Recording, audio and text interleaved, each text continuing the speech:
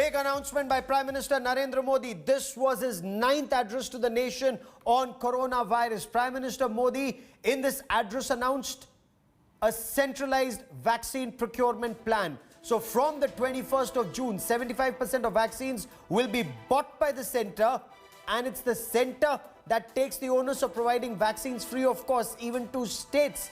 Currently, 50% vaccines were procured by the center and 25% by states and 25% by private hospitals. But starting the 21st of June, center will take over, apart from its own 50%, another 25% of the state's share, in turn providing 75% vaccines free of cost. Moreover, from the 21st of June, free vaccines will be given to all above 18, but at government hospitals.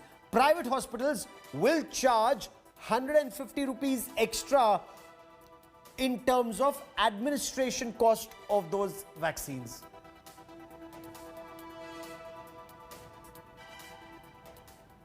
Let's listen in to Prime Minister Narendra Modi on the big changes that are taking place. Some saying this is mid-course correction.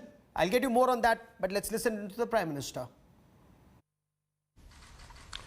Vaccine निर्माताओं से कुल vaccine उत्पादन का 75% हिस्सा भारत सरकार खुद ही खरीदकर राज्य सरकारों को मुफ्त देगी।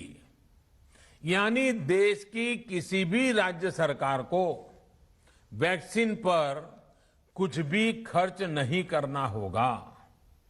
कि 2 सप्ताह बाद 21 जून को ही अंतर्राष्ट्रीय योग दिवस भी है। 21 जून सोमवार से देश के हर राज्य में 18 वर्ष से ऊपर की उम्र के सभी नागरिकों के लिए भारत सरकार राज्यों को मुफ्त वैक्सीन मुहैया कराएगी।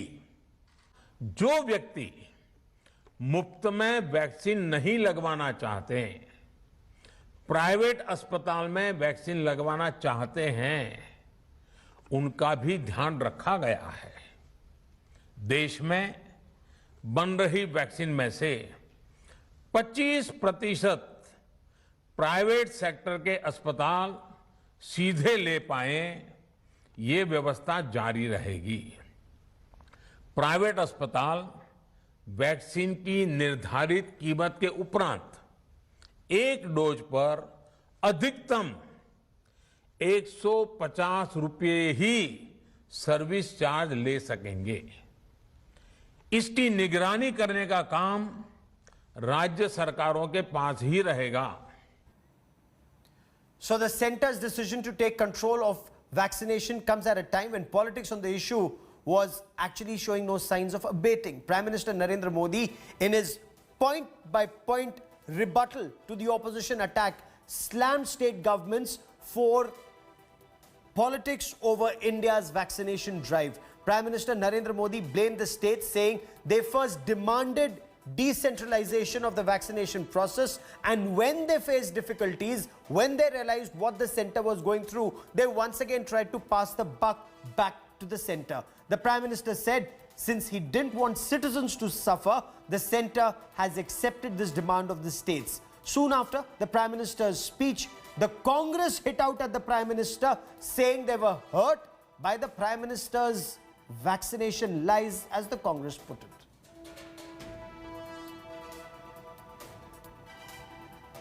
इस साल 16 जनवरी से शुरू होकर अप्रैल महीने के अंत तक भारत का वैक्सीनेशन कार्यक्रम मुख्यतः केंद्र सरकार की देखरेख में ही चला। सभी को मुफ्त वैक्सीन लगाने के मार्ग पर देश आगे बढ़ रहा था। इस बीच कई राज्य सरकारों ने फिर कहा कि वैक्सीन का काम डिसेंट्रलाइज किया जाए और राज्यों पर छोड़ दिया जाए। तरह तरह के स्वर उठे। कुछ आवाजें तो ऐसी भी उठी कि बुजुर्गों का वैक्सीनेशन पहले क्यों हो रहा है। भांति भांति के दबाव भी बनाए गए। देश के मीडिया के एक वर्ग ने इसे कैंपेन के रूप में भी चलाया। वैक्सीन का काम राज्यों पर छोड़ा जाए, जो इसकी वकालत कर रहे थे उनके विचार भी बदलने लगे। प्रधानमंत्री आज भी अपने मुंह मियां मिट्ठू बने रहे। पहले 2020 साल में मई 2020 से 16 जनवरी 2021 तक वैक्सीन ना खरीद कर और 16 जनवरी 2021 से 7 जून 2021 तक सबको निःशुल्क टीकाकरण की कांग्रेस पार्टी और देशवासियों की मांग ना मानकर मोदी सरकार ने एक जघन्य अपराध किया है, जिससे लाखों भारतीयों को अपनी जान से हाथ धोना पड़ा। देश में इतने भी अमीर नहीं हैं जिनको 25% में खरीद के लगाना पड़े। मैक्सिमम ये होना चाहिए 10%। मैक्सिमम अगर जिनकी आय हम मान के चलें कि 2 लाख से ज़्यादा है या 3 लाख से ज़्यादा है या 5 लाख से ज़्यादा है, जो इनकम टैक्स करदाता है मान लीजिए उनको भी लें तो समझ में आता है। बाकी देश के नागरिकों के लिए तो केंद्र सरकार को निःशुल्क उपलब्ध करानी चाहिए। 25% भी ज़्यादा। अंततः सुप्रीम कोर्ट की डांट खाने के बाद केंद्र सरकार होश में आई है, अपनी कुंभकर्णी निद्रा से जागी है और फाइनली केंद्र सरकार ने सुप्रीम कोर्ट की डांट खाने के बाद अब ये कदम उठाया है। इस कदम का स्वागत है। देर आए दुरुस्त आए। The Prime Minister also spoke of 2 more vaccines in the pipeline, including one for children, the nasal administration of the vaccine. Let's listen into the Prime Minister.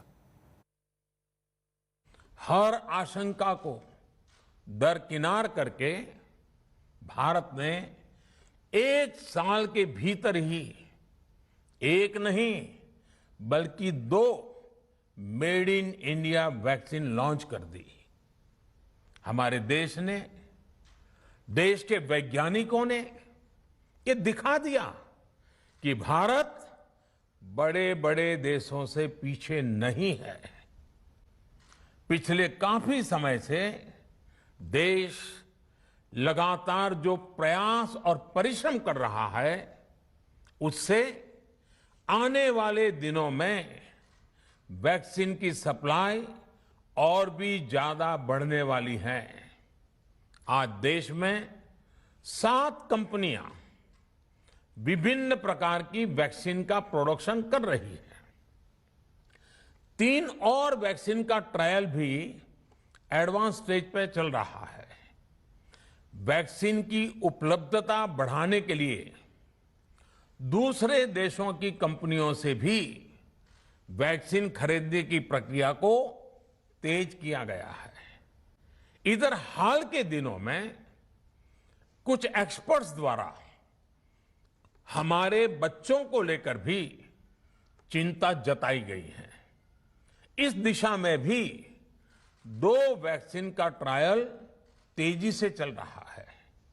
इसके अलावा अभी देश में एक नेजल